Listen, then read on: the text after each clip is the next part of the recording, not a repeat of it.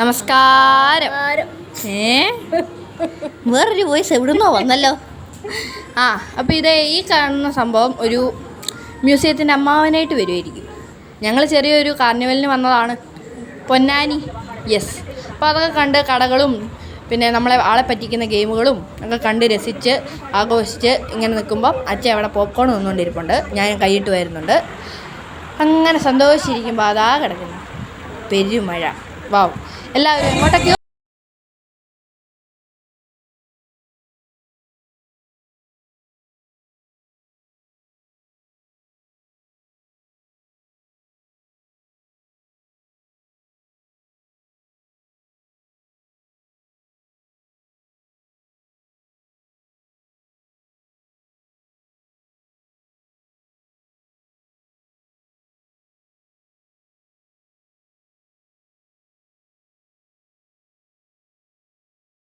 ക്കാൻ പറ്റിയ പാട്ടൊക്കെ കേട്ട് സ്വാഭാവികമായിട്ടും എൻ്റെ സ്ഥലകാല ബോധം പോകും.